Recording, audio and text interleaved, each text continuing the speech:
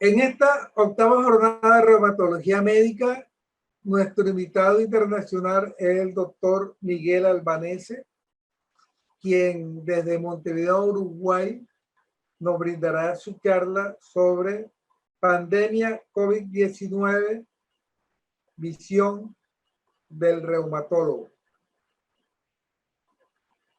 El doctor Miguel Albanese, a quien conozco desde hace muchos años, cuando estuve haciendo mi residencia en Montevideo, Uruguay, y de ahí nace nuestra amistad. En este momento es el tesorero de PANLAR, Liga Panamericana de Reumatología, de las asociaciones de reumatología.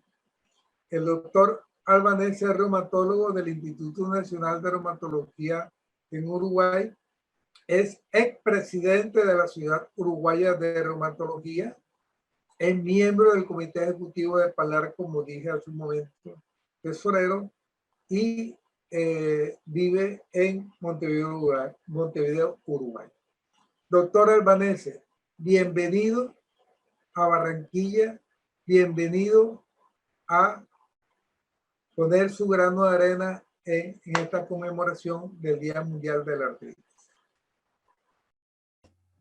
Bueno, es un gusto estar con ustedes adhiriéndonos al Día Mundial de la Artritis Reumatoide en este año 2020, un poco diferente, en donde nos toma separados físicamente por el tema de la pandemia y el COVID. Y justo yo quiero abordar el tema de COVID-19 y reumatología.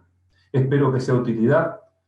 Y las pandemias nos acompañaron durante toda la historia de la humanidad, ya desde la antigua historia, como la epidemia de la peste negra en la Edad Media, con una mortandad elevadísima, siguiendo por la viruela, siguiendo por la pandemia del cólera, yendo la gripe española hace 100 años con 50 millones de muertos, y este año, desde el 11 de marzo, se decretó la pandemia del COVID-19. Lleva 32 millones de afectados en el mundo y estamos en una cifra cercana al 1.000.000 de personas que han fallecido.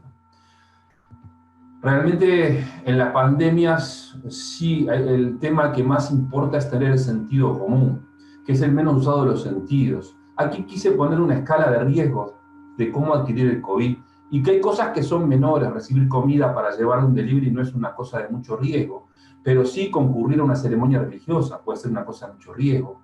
Ejercitarse en un lugar cerrado con mucha gente no es una cosa, es una cosa de mucho riesgo. Entonces, buscar caminar al aire libre, manteniendo distancia ciudadana, no tocando nada, comprar comestibles son cosas de bajo riesgo, pero viajar en un avión tiene un riesgo moderadamente alto. Comprar en un shopping, un centro comercial, es un riesgo moderadamente. Entonces, tener en cuenta las actitudes de vida que son las que nos van a acompañar y para tratar de no tomar esta situación y no nos tome. Entonces, la ruta de ingreso del COVID en el organismo básicamente es el spray nasal, la vía aérea, y sobre todo en distancias menores al metro. Se recomienda ampliamente mantener los 2 metros de distancia, los 6 pies, porque las partículas mayores a 5 micromoles son las que suspendidas de aire son las que pueden entrar. Y los puntos de entrada son por ojos, nariz y boca. Entonces, mantengamos el distancia. También se habla de los fomites en el piso, que también podría hacerlo, es más dudoso. Y también hay eliminación del virus, aparte de la vía aérea, es a través de, se encontró en heces como en orina. Siguiendo, los periodos de incubación también es un tema importante a tener en cuenta. Aproximadamente los distintos trabajos hablan de 5.2 días de incubación y habiendo, como muestra la gráfica, síntomas hasta 11 y 14 días de incubación. Lo lógico es que pasen los 14 días, que son el periodo máximo de contaminación y la que podemos transmitir la enfermedad. Son temas que para mí me parecen fundamentales a la hora de tener medidas preventivas. Si hablamos del grupo etario, los mayores de 65 años por lejos son la población mucho más vulnerable. Y a medida que bajamos en edad parecen menos vulnerables. Sobre todo los jóvenes, que pueden ser portadores asintomáticos, pero son portadores y pueden tener transmisibilidad. Tenemos cuidado y tengámoslos en cuenta cuando busquemos medidas preventivas. Los síntomas primarios del COVID. congestión nasal, rinitis, pérdida de sentido de olfato y de gusto.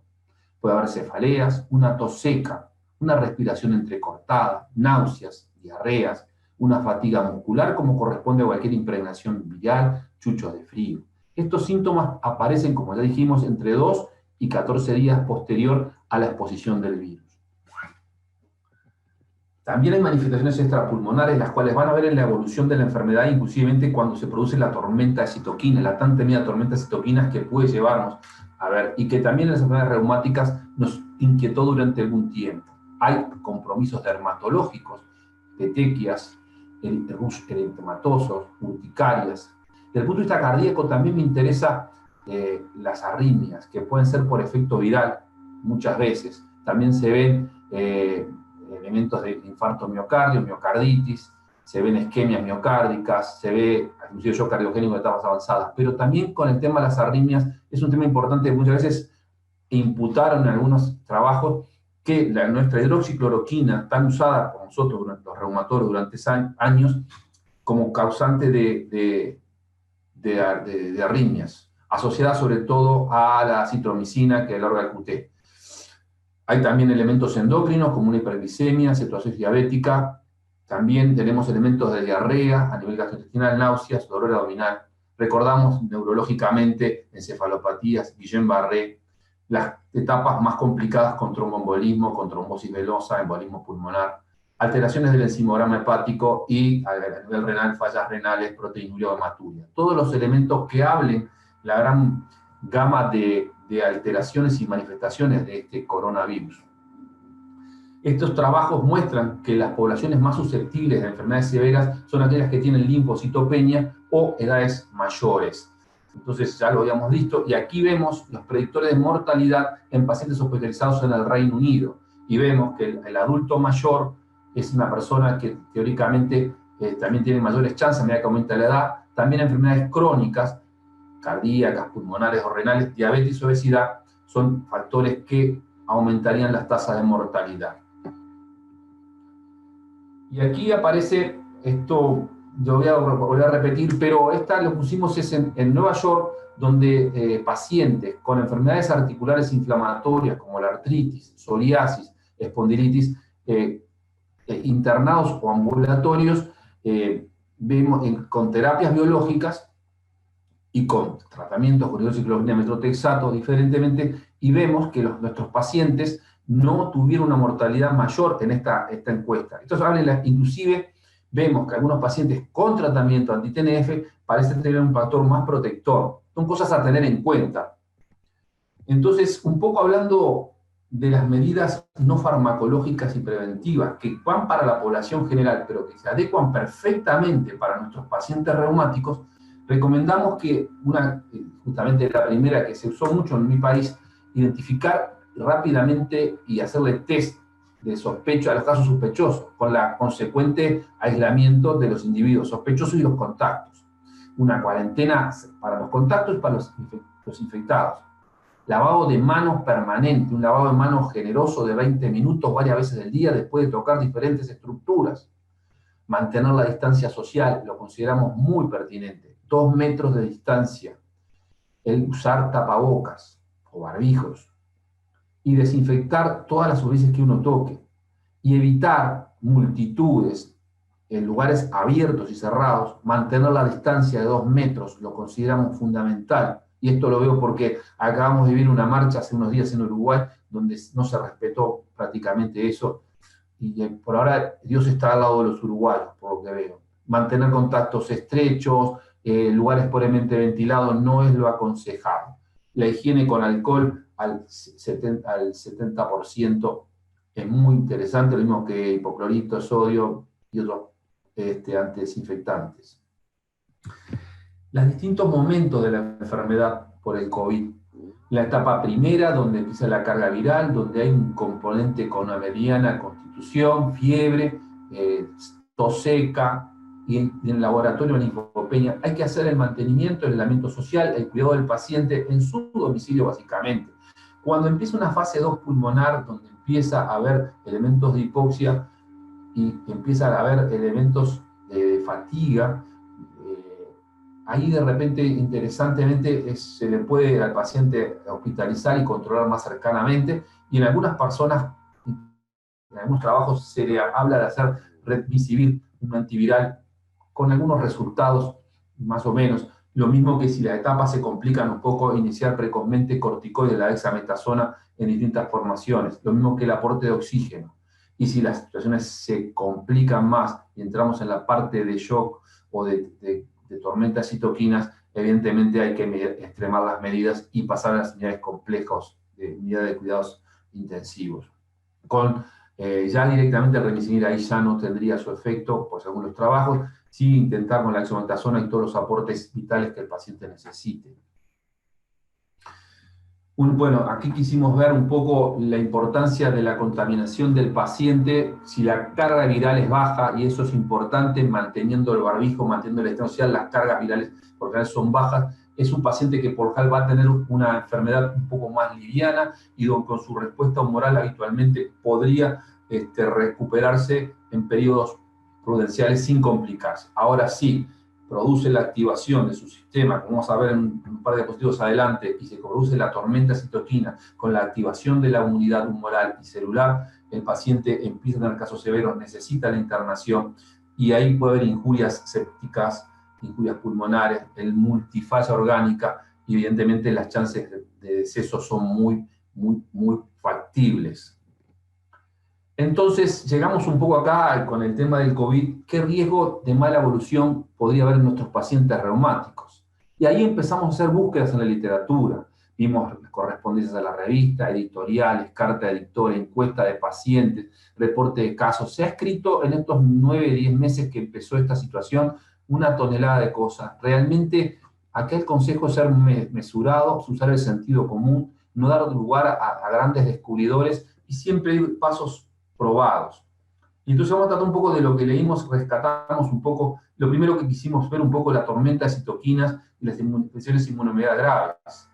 Acá vemos la entrada del virus que se une a través de la C-membrana, entra, se replica con ADN viral dentro de la célula, se presenta el antígeno, se produce la proliferación del antígeno con la inmunidad humoral y la inmunidad celular. Esta inmunidad celular, la tormenta de citoquinas, la inmunidad humoral, empieza a aumentar el síndrome de distrés respiratorio agudo, la falla multiorgánica y la complicación final. Esto sería la famosa tormenta de citoquinas. Cuando pensamos que nuestros pacientes con artritis, tratados con muchos medicamentos inmunomodulares, dijimos, estos pacientes son más susceptibles, empezamos a tener temor. En nuestro país no hubo muchos casos, pero en los pocos casos que vimos que no fue tan así como se pensó en primera instancia, y en el mundo también. Inclusive muchos pacientes bien controlados, bien tratados, la inmunidad nuestra, no mostraron esta evolución tan negativa. Un poco el uso de fármacos en reumatología para tratamiento de ciertas enfermedades como COVID. Acá se hizo mucha fama de la hidroxicloroquina, una medicación que es un arsenal terapéutico prácticamente del reumatólogo, que la venimos usando hace 30 y pico de años, por lo menos en el ejercicio de nuestra especialidad, y nos ha dado buenos resultados, y no es para decir la villana de la película. No hay enfermedad autoinmune, básicamente el lupus o la artritis, donde la usamos con mucha calidad, inclusive en mujeres embarazadas, y no hemos tenido problemas, salvo algunos controles que todos conocemos. Y en este caso, se puede seguir usando en el caso de COVID, pero realmente no sé si realmente puede lograr el efecto que estamos buscando, la salvación. También se habló del tocilizumab, la antiinterleuquina 6, con algunos resultados positivos en las fases intermedias o de fases de internación para tormenta. Se habló de algunas JAK quinasa o la anakinra, el de segunda chance, y se habló de las inmunoglobulinas en las etapas complicadas de la enfermedad. Todas son cosas que entran en la experticia, pero todas tampoco tienen la probabilidad del trabajo hecho en el momento. Son un poco en la desesperación de encontrar soluciones cuando los casos se nos agravan. No hay ninguna verdad absoluta, y son todos cuestionarios vivos que van cambiando día a día, metiendo que la experticia se van avanzando. Entonces, ¿qué pasa con los pacientes con distintas enfermedades reumáticas? Y primero pensamos que mayor riesgo de infección. Eso fue una de las primeras hipótesis que teníamos. El tiempo demostró que nuestros pacientes bien compensados con su tratamiento remisivo, y el paciente bien compensado con el tratamiento remisivo no tenía un cambio distinto a la población general. O sea que una actividad de enfermedad bien controlada es una herramienta a favor de nuestros pacientes. La terapia inmunosupresora se debe mantener, salvo que tengamos una complicación inflamatoria, y en ese caso de COVID, y en ese caso sí habría que tomar suspensión del tratamiento y rever el caso, siempre una decisión tomada en conjunto con los infectólogos. Tener contemplado que la edad y comorbilidad de nuestros pacientes puede ser un factor de riesgo importante, por eso nuestros pacientes añosos tratar de mantener el candado de aislamiento social mayor que el resto de las poblaciones, mantener la distancia social y ser muy cautelosos, incluso, como vamos a ver después de las indicaciones, en el manejo de las consultas. Entonces, un poco al final de la evolución y en las distintas vimos, como estábamos adelantando, que no hay aparentemente en la literatura que nuestros pacientes reumáticos tengan un mayor riesgo comparado con otras morbilidades. Ya vimos que pacientes con problemas cardíacos sí podían tener. Todavía esto es muy vivo y se necesita más información. Por ejemplo, también aquí quise poner que muchas enfermedades, el COVID también simula muchas enfermedades reumáticas. Artralgia y mialgia las da el COVID y las dan muchas otras enfermedades. Las citopenias, las leucopenias, trombocitopenias, que se ven, también las da el COVID y nuestras enfermedades reumáticas. Hay que saber diferenciar y ahí la consulta epidemiológica, el rastreo epidemiológico muchas veces nos puede servir para orientarnos y orientar con los colegas de infectólogos. La presentación aguda de una neumonía intersticial, que bien podemos ver en nuestros casos, miocarditis, linfohistocitosis hematofágica secundaria y tormenta de citoquinas. Básicamente esa gran tormenta, esa mega tormenta, es más del COVID, pero también en nuestras enfermedades la vemos en poco menores. Y el riesgo de tromboembolismo venoso. Son todos elementos que se pueden confundir con nuestras patologías. Aquí, esto es un poco cuando se lanzaban los biológicos, los TNF, los anti-TNF, el estudio Corona mostraba que podía haber aumento de ciertas infecciones virales, básicamente el zóster. Pero también vimos que pacientes tratados con TNF parecen no tener riesgo aumentado y graves para infecciones como virus, como la influenza, que son más parecidos al coronavirus. Y de hecho también, esto es un poco los primeros aportes que teníamos en la literatura, allá por el mes de abril, la evolución demostró que sí, los anti-TNF pueden tener un efecto más protector. Entonces, no está justificado la interrupción de los inmunosupresores en ningún momento, básicamente en las etapas iniciales, salvo que la infección se agrave. Evitar el empuje de nuestras enfermedades reumáticas es una barrera muy importante. Enfermedad activa, cuanto más activa enferma, mayor riesgo de infecciones. Y la infección por COVID, la interrupción de la terapia inmunosupresora debe ser una alternativa cuando nuestros pacientes están en enfermedad activa por COVID. Y ahí sí vemos que buscar la manera de controlar el COVID y suspender momentáneamente nuestros tratamientos. En el caso del lupus, se ha visto que la frecuencia de pacientes con lupus, con COVID, está sobrepasando en mayor porcentaje que los pacientes reportados para artritis. Esto es un poco de trabajos, básicamente de los Estados Unidos en la epidemia de Nueva York, básicamente. En los niños la enfermedad relacionada con COVID es menos frecuente y menos agresiva. Por lo tanto, los pacientes con EJ más propensos a infecciones, especialmente durante el periodo de actividad de la enfermedad, se le puede mantener los tratamientos y el aislamiento relativo. Otra vez vuelvo a insistir con esto, nuestros pacientes, el uso de biológicos no está asociado con un peor advenimiento de la enfermedad. Y esto y lo vienen diciendo por varios lados, este es un estudio que ya lo habíamos mostrado al principio.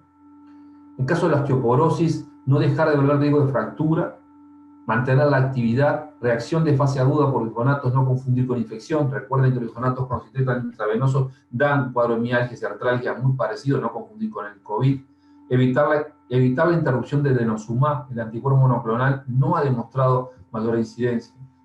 Bueno, evitar riesgo de fracturas, se puede aplazar un poco la dosis del denosumab y mantener un programa de ejercicios. Esto es lo que respecta a nuestras enfermedades de osteoporosis y COVID. Bien, y también las sociedades tuvieron su participación en toda esta epidemia, tratando de marcar, ordenar las situaciones. Básicamente voy a hablar de la Alianza Global Rheumatoid Community Response, apoyada por ILAR, donde los reumatólogos hacíamos denuncias de nuestros pacientes con artritis, enfermedades articulares, y qué pasaba con el COVID. Acá vamos a hablar de la parte mundial, después vamos a hablar de la publicación de de nuestra revista de la PANLAR Global Rheumatoid, que también hizo la apreciación de los latinos comparado con la fórmula mundial. Vemos que esta presentación tiene 600 personas a nivel mundial, fue cerrada por el mes de mayo, fines de mayo, prácticamente 70% femeninos, 29% masculinos, 30% mayores de 65, un 70% menores de 65. Las comorbilidades de nuestros pacientes reumáticos eran 21% hipertensos, enfermedad pulmonar crónica un 21%, enfermedades cardiovasculares un 18%, había un 11% de diabetes, enfermedad renal crónica un 5%. Las pacientes con artritis reumatoidea eran los pacientes que tenían mayor número, el lupus venía en distintas, los pacientes eran 20 y pico, 25%, la espondiloartritis un 8%, la artritis psoriásica un 7%, vasculitis un 7%, 4% Sjögren, gota un 4%. La medicación habitual, esto es un dato que quiero que lo conserven porque después vamos a comentar qué pasa en América, los de mar sintético un 66% y de mar biológicos un 34%, inhibidores JAK un 4%, antimaláricos un 21%, AINES un 18% y glucocorticoides, otro dato a tener en cuenta, un 31%. Esta es la estadística mundial de nuestros pacientes con enfermedades reumáticas inflamatorias. El estado de la infección se resolvió en un 41% al momento de la estadística, no estaba resuelto un 39% y se desconoce la evolución de un 20%. De nuestra estadística hubo un casi 9.17% de pacientes fallecidos y un 46% de personas que tuvieron que ser hospitalizadas en alguna de las etapas. Aquí, desde este congreso que acaba de terminar, PANLAR inauguró Global Rheumatology, un trabajo muy bien llevado y liderado por el doctor Carlos Vinicio Caballero Uribe, que ha hecho en la revista PANLAR una plataforma que les invito a adherirse, a hacerse fanático, donde tiene todo un motivo para leerla, ya sea con trabajos científicos, ya sea con notas con la reumatología, notas para pacientes. Empieza a ser un multitema donde hay un espacio para cada interesado de la reumatología, ya sea paciente, médico experticia, médico general. Los invito, es gratuita, se socializan los conocimientos de reumatología y los invito a que se hagan amigos de Global Rheumatology. www.globalrheumatology.com. Estas son las características asociadas con COVID en pacientes con enfermedades reumáticas en América Latina, datos de COVID. Fue recientemente presentada en nuestro congreso PANLAR. Las características asociadas, nuestros pacientes en América Latina eran un 35 pacientes con artritis reumatoide, lupus un 22 contra el 14. Recuerden que en Nueva York ya habíamos visto que había mayor número de lupus, inclusive que de artritis. Las espóndilo eran un 9%, la artropatía psoriásica un 3%, y el resto más o menos eran similares a los que veíamos en el resto del mundo. De la lectura de nuestros pacientes, básicamente recuerden los latinoamericanos, el mestizo americano como un elemento importante. Hay un fumador de 15% contra 22% del mundo. Prácticamente los valores son similares al resto del mundo. Con respecto al tratamiento, ahí sí importa. Nuestros pacientes con biológicos DMARS había un 16% contra el 32% del resto del mundo. JAK inhibitor recién está lanzándose. Y los antimaláricos estaban más o menos similares. Otra cosa que yo rescato que los glucocorticoides en nuestra población latinoamericana son el 50% contra el 31%. Hablan de menos recursos en nuestra región y que hay que usar de repente los clásicos corticoides para lograr las remisiones. Hablan de que tenemos que seguir trabajando en la América Latina para lograr mejor accesibilidad a nuestros medicamentos, para lograrlos en forma más temprana. Esto es trabajo por hacer y conciencia entre todos. A pesar de la pandemia, tenemos que siempre mirar el control del momento actual y lo que nos va a seguir. Fíjase, en la evolución de la enfermedad, nuestros pacientes fueron hospitalizados en el 61% contra el 45% de la población mundial. Otra cosa que también me llamó la atención es que nuestros pacientes necesitaron asistencia mecánica en un 20% contra el 8%. Este es un argumento más, si recuerdan, que los pacientes de la población mundial tenían mayor número de tratamientos con terapias biológicas, quiere decir, o un indicio más de que los tratamientos con biológicos podrían ser protectores en nuestros pacientes con COVID.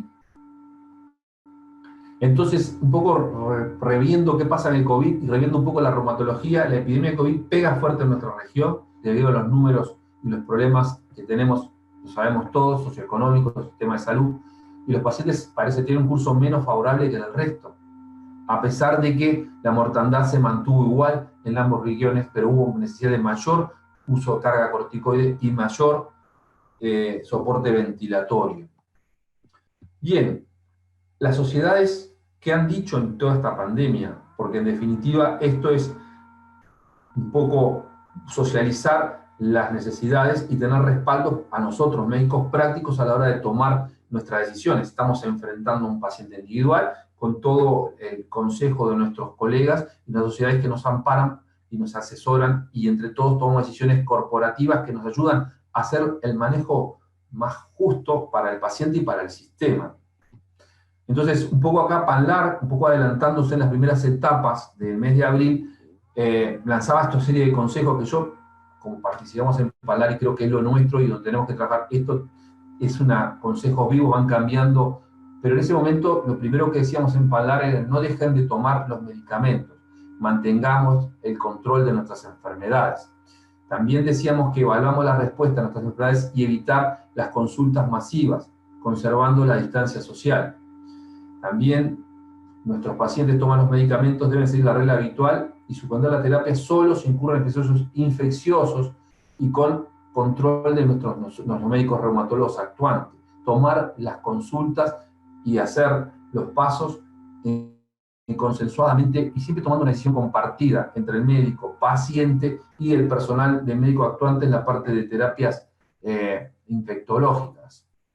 No dejar al descubierto a los pacientes que toman medicación. Como en nuestros países, en un momento hubo una locura por algunos de los medicamentos para el COVID, tratar de mantener a nuestros pacientes el flujo constante de medicamentos remisivos, de acuerdo a sus lugares. Considerar que la capacidad de minimizar la capacidad de exposición de nuestros pacientes. Estos pacientes deben ser evaluados en lo posible, no en terapias, en consultas personales, hacer uso de medios remotos, y fue un poco el auge de la telemedicina o las llamadas telefónicas, y tratar de convenir cuando las enfermedades no fueran la evolución que uno necesita, evaluar entre el paciente y el médico la necesidad de encuentro y evitar riesgos. Entonces, una de las cosas que decíamos en Panlar en abril, han enfatizado la importancia de la higiene extrema de manos, el lavado generoso de manos con agua, jabón, espuma, reiteradamente en el día después de tocar, y 20 segundos, y evitar tocarse la boca, la nariz, los ojos, porque por la mucosa es la mayor puerta de entrada, y utilizar barbijos prácticamente. Deben promover el uso de barbijos. Y bueno, mantener la medicación y siempre consultar las fuentes oficiales para seguir las medidas preventivas. Estas eran las medidas que usamos en Panlar en abril del 20. También en abril, fines de abril, mayo, el Colegio Americano de Reumatología también, a través de la unión de un montón de colegas y una fuerza interesante, lanzó sus recomendaciones con un documento vivo que iba cambiando en función de las necesidades. De lo que extracto del documento de la ACR, el riesgo de enfermedades reumáticas en edad y comorbilidades no fue tan mayor si el paciente está bien controlado. Fomentaba el distanciamiento social, fomentaba las consultas en telemedicina, no mandaba a aconsejar suspender inhibidores de la IECA por el tema de la hipertensión, sí suspender AINE en manifestaciones graves cuando hay infecciones renales o gastrointestinales o cardíacas, por los efectos cardiorrenales. Los corticoides para enfermedades reumáticas, si es necesario, a la menor dosis posible. Si el riesgo vital por la enfermedad, adecuarse a las dosis que marquen los protocolos.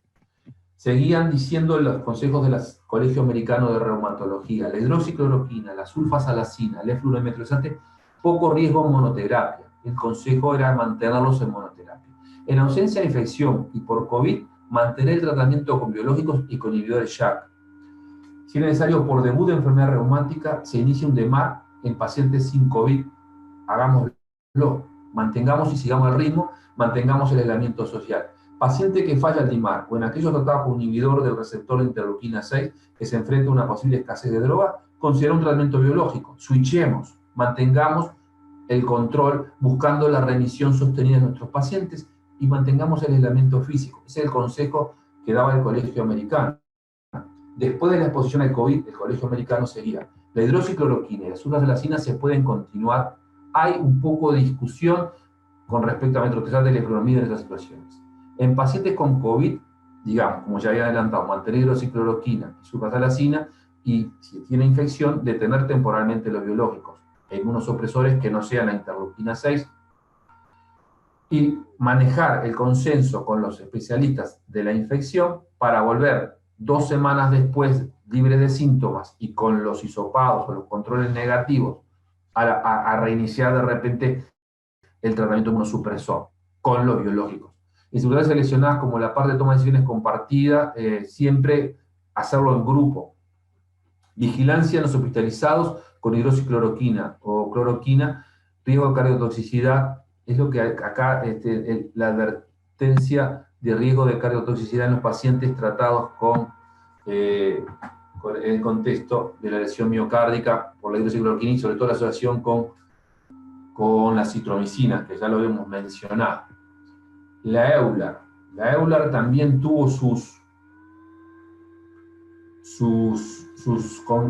recomendaciones.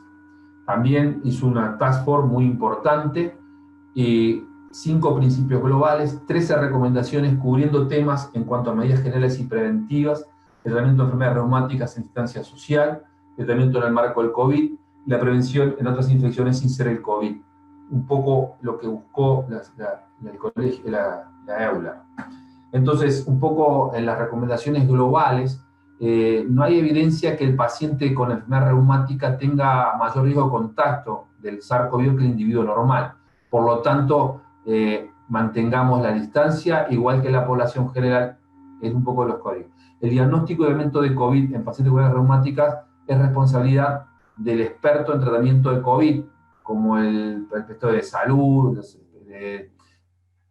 los infectólogos o el especialista, y nosotros reumatólogos tratamos de asesorar en la toma de decisiones, básicamente cuando vamos a trabajar en nuestros medicamentos, los inmunosupresores que tenemos involucrados en la toma de decisión compartida, cuándo suspender y cuándo no suspender, no dejar a nuestros pacientes salir al delirio y buscar la remisión sostenida y los riesgos relativos, salvo si la infección es activa, evidentemente tomar las decisiones. Mantener como reumatólogos que nuestros pacientes tengan acceso a los diferentes biológicos o no biológicos y de acuerdo a la evolución de la pandemia, tener en nuestros países la estabilidad de mantener el suministro de medicamentos es prácticamente otra de las recomendaciones globales. Ahora, de las recomendaciones puntuales, hace 12 o 13 recomendaciones que van más a lo mismo. Los pacientes con enfermedad reumática tienen que saber, advertido, que tienen que completar todas las medidas preventivas y un poquito más que la población general, pero en definitiva es igual que al resto de la población. Pacientes con enfermedades reumáticas también tienen que tener los mismos controles y medidas de aislamiento que la población general y también fomentar a nuestros pacientes con inmunoterapia el teletrabajo, el distanciamiento social y todo lo que habíamos hablado al principio de la charla. Evitar, si el paciente va evolucionando bien, las consultas cara a cara y mantener los medios de consulta remotas. Ya lo hemos repetido en casi todas las estadísticas. Después, los pacientes con enfermedades reumáticas que no tengan COVID pueden estar en contacto con un positivo, deben ser testados y mantener el aislamiento relativo hasta que se negativicen o demuestren que no tengan la infección. O sea que si igual que una población, si estás en contacto con un paciente con COVID, se le va a hacer el hisopado y se va a esperar el resultado que dé negativo. Y se va a tomar las precauciones de monitorear. Si el paciente tiene enfermedad reumática y está tratado con corticoides, el tratamiento debe ser continuado, siempre que el corticoide en la menor dosis posible. Hay muchos trabajos que dicen que el corticoide en dosis de menos de 7,5 y 5 miligramos no sería tan perjudicial para este tipo de pacientes. Las dosis mayores ya serían un poco más peligrosas para tomar el COVID. Esto sí me llamó como una fuerte, que los pacientes con enfermedades reumáticas que inicialmente tengan medianos síntomas para el COVID deben inmediatamente tenerse en contacto con el equipo de salud de neumólogo y ver un poco qué conducta tomar. Si la enfermedad si hay enfermedad activa, suspender el tratamiento, ver qué remasivo le vamos a hacer y mantener la remisión de otro punto de vista. Bueno, nuestros pacientes con medicamentos estar vacunados y estar alerta a las nuevas rutas de medicación. Estas son un poco las recomendaciones del EULAR. Entonces, hemos dado un poco un pastellazo de lo que es la situación del COVID. Estamos haciendo un llamado del punto de vista, lo que me muevo yo es un poco con el sentido común y con las informaciones básicas. Ser bastante obsesivos en la toma de decisiones compartidas con el equipo de salud, ser obsesivos con nuestros pacientes en los contactos, manteniendo la distancia social y solamente cuando se justifique y el riesgo justifique tener un encuentro personal. Asesorar a nuestros pacientes en cuanto a normas de seguridad generales es más de lo mismo. No suspender la medicación, evitar el empuje de la enfermedad. Llamamos a mantener nuestros niveles de inmunidad en nuestros pacientes y no nos ha ido mal en nuestra experiencia. Cambios en los servicios de asistencia, utilizar la telemedicina, priorizar lo domiciliario, evitar los pasajes en los centros de salud. Sabemos que los centros de salud son centros de alta complejidad donde podemos adquirir el COVID. Atender la salud mental. Estamos encerrados, estamos en confinamiento. Busquemos puntos en los cuales la gente pueda pensar y sentirse libre y que saber que de esto vamos a salir todos y el aprendizaje. Lógicamente que hay una amenaza de nuestra vida, en un porcentaje mayor o menor según las regiones, pero lo hay, y eso nos puede angustiar. Trabajemos contra eso. Los corticoides para la enfermedad reumática, si es necesario, a la menor dosis posible, como ya habíamos dicho, en distintos riesgos. Si hay riesgo vital de la enfermedad, se aplicarán los protocolos que marquen el manejo de la medicación con el paciente con la exposición si se infecta. Tiene que hacerse en cada caso, suspender si hay infección, mantener algunos tratamientos con hidroxicloroquina o sulfasalazina, esperar los 15 días la negativación y después volver otra vez a usarlo. El paciente con COVID, mantener, como habíamos dicho, hidroxicloroquina y sulfasalazina, suspender. Y el riesgo de COVID grave en enfermedades coronarias inflamatorias, en mi experiencia, el paciente bien compensado y estabilizado no es un paciente que pueda tener un riesgo mayor que la población general. Hemos visto inclusive en algunos trabajos que, como lo dije ya como 3 veces en la charla, que el manejo con pacientes con biológicos inclusive hasta sería un factor protector. Bien, estas fotos del 1918, era la gripe española. Si miramos, este señor estaba cuidándose de los zapatos, como acá, usando desinfectante de todas nuestras casas, la mascarilla, el lavado de manos. Es prácticamente lo mismo 102 años después. Hoy estamos capaz que con otra tecnología estamos haciendo esto que no lo había. El virus llegó mucho más rápido porque el de la española demoró casi 4 años en dar la vuelta al mundo y el nuestro llegó en 6 meses. En nuestros tiempos se han acelerado las cosas. Tenemos que seguir siendo positivos. Nosotros somos médicos y tenemos que asesorar siempre de acuerdo a nuestra verdad y nuestra ciencia, siempre dando el resultado menos malo. Acompañar a nuestros pacientes, asesorar, usando siempre el menos usado de los sentidos, que es el sentido común. Espero que haya sido de utilidad esta charla, que continuamos con las preguntas en unos minutos. Muchas gracias.